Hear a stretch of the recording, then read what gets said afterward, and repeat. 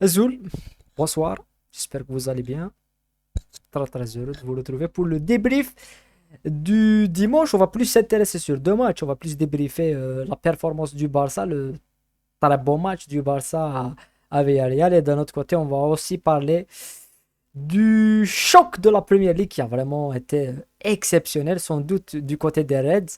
Et Newcastle voilà, qui ont fait quand même le pire, l'un des pire deuxième mi-temps possible pour les Magpies. Et ça, c'est assez surprenant quand on voit que, voilà, on va plus parler aussi de la performance des Reds et de Darwin Nunez. Donc, avant de commencer, ben, j'espère que vous allez liker au maximum le débrief pour qu'on continue et qu'on commence avec le match du Barça qui s'est déplacé à Villarreal. Un match qui sans doute avec beaucoup de choix tactiques vu la blessure de Araujo et la dernière blessure de Pedri, mais sans doute une compo assez classique avec Marcus Alonso sur un côté, l'absence aussi de Balde qui a mis Sergio Roberto. Il faut qu'on en parle de Sergio Roberto. On va plus parler de Sergio Roberto que de parler du Barça, de la performance de Villarreal et tout.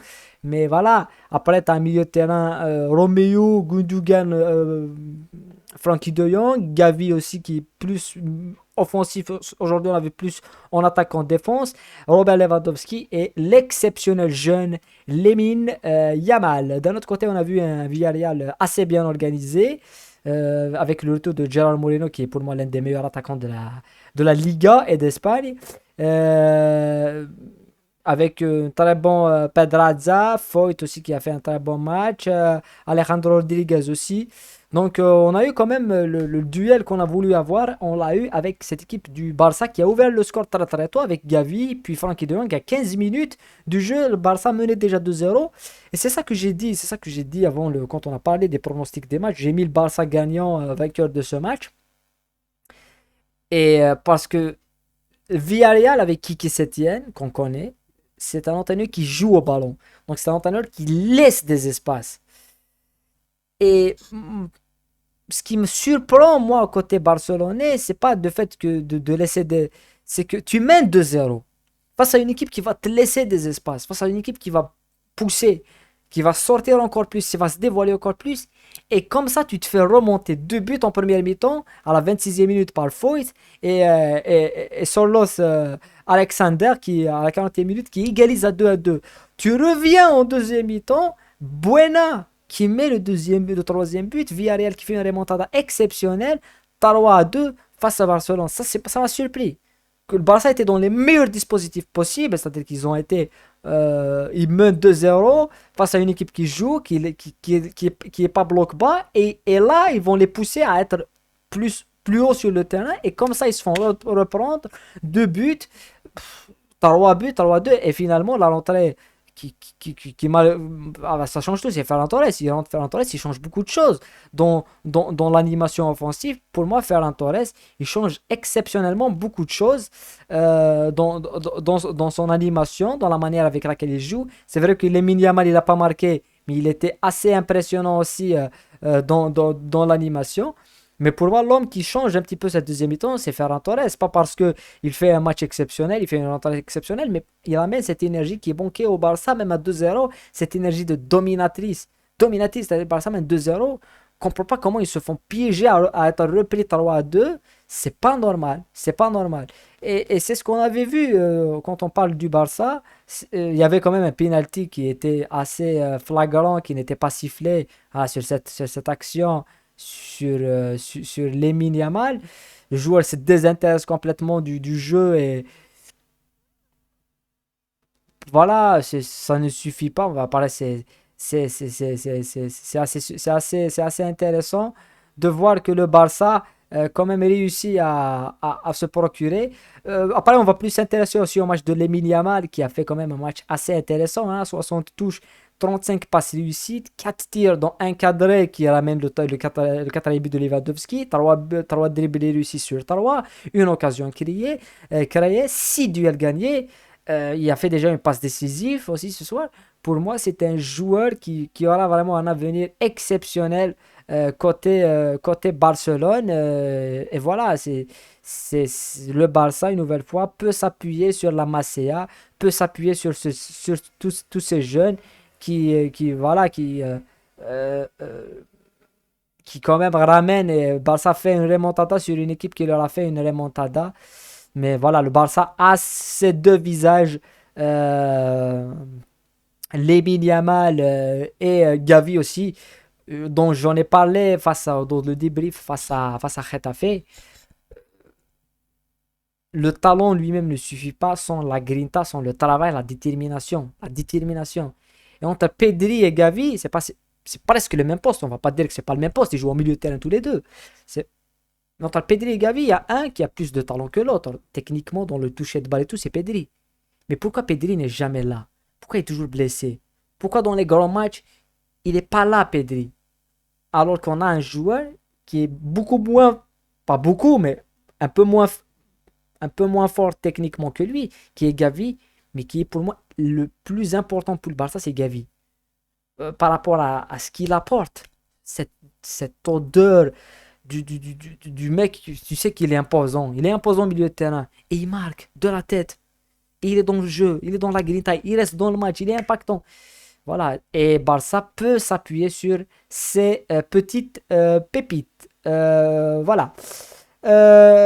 C'est tout pour cette victoire assez impressionnante du Barça. On va plus parler maintenant du deuxième match qui est la victoire, le grand retour de Nunez et de Liverpool 2-1, mené au score à la 25e minute suite à une erreur défensive d'Alexander Arnold sur une remise de Mohamed Salah. Anthony Gordon qui marque le premier but pour Newcastle. Dans la foulée à la 28e minute, Virgil van Dijk qui prend un carton rouge sur une faute de Isaac.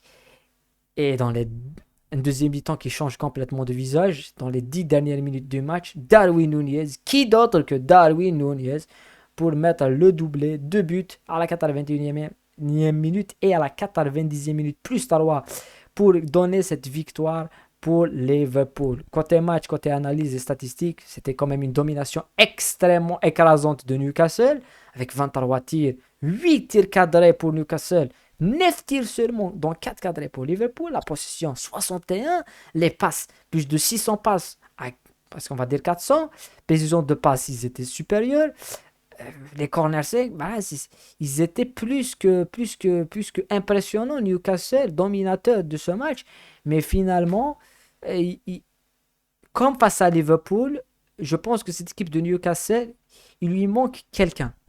Et dans cet entrejeu, je pense que Tonali, il est correct. Guimaraes aussi. Joelinton aussi.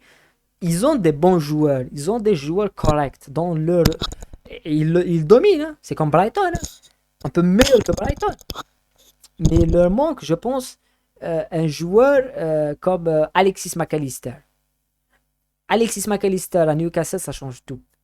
Un Mohamed Salah à Newcastle ce soir, ça changerait beaucoup de choses.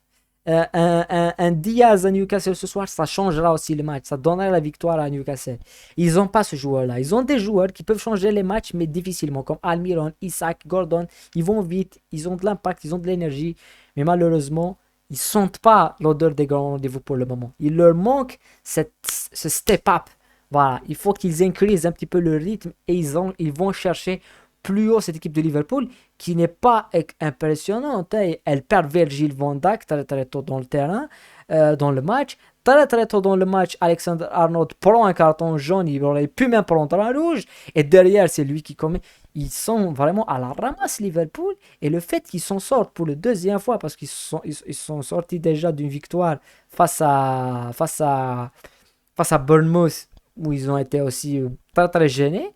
Ce soir, ils sont vraiment passés à côté, ils gagnent. Face à Chelsea, ils sont extrêmement dominés, ils sortent avec un nul.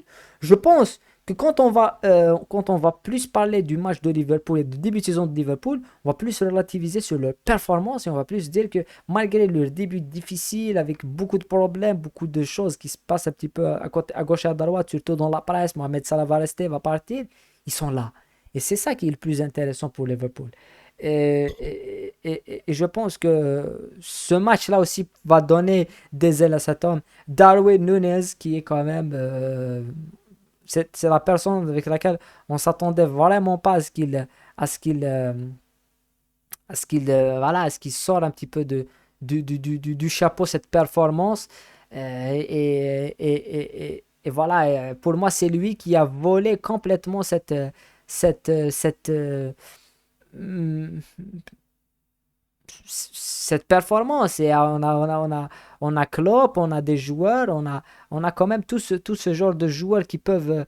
Euh, Klopp aussi, il est pour beaucoup parce que c'est lui qui garde un petit peu. Euh, Moi, je suis contre de dire que cette équipe de Liverpool à 10 contre 11, c'est des top joueurs. Et 10 contre 11 ne veut rien dire. Tu vois, c'est vrai que oui, c'est un joueur en moins, mais c'est des joueurs de qualité qu'à Liverpool. Côté Newcastle, c'est des joueurs, on a dit que c'est de bons joueurs, mais côté la qualité, c'est pas la même chose avec Liverpool. C'est vraiment pas la même chose avec Liverpool. Donc, pour moi, c'est pas une exceptionnelle, c'est pas quelque chose de surprenant de voir Liverpool revenir. Mais, mais voir Newcastle s'effondrer et ne pas tuer le match, c'est pour moi la chose la plus qui me met des doutes sur cette équipe de Newcastle cette saison. Surtout dans les grands matchs. Parce que je pense qu'ils ont mis une raclée à Aston Villa. Ils vont jouer Brighton, ils vont jouer Bournemouth, Sheffield, Everton, Wolverhampton, Luton. Ils vont jouer toutes ces équipes. Ils vont les écraser. Mais est-ce qu'ils vont battre Chelsea, Man City, Manchester United, Arsenal? Est-ce qu'ils vont battre ces équipes? United, est-ce qu'ils vont les battre? Ils ont battu United. Ils n'ont pas battu United, c'était Tottenham. Est-ce qu'ils vont battre Tottenham? C'est ça les questions qu'on va se poser sur cette équipe de Newcastle. Et Liverpool, on espère que ça va continuer pour eux, mais il y aura beaucoup de choses à changer côté Reds de Liverpool. Voilà, c'était tout pour ce deux matchs d'exception qu'on avait suivi aujourd'hui avec l'extrême remontada de Barcelone et la remontada de Liverpool. On se retrouve dans d'autres vidéos, dans d'autres analyses. Voilà, prenez soin de vous et à bientôt.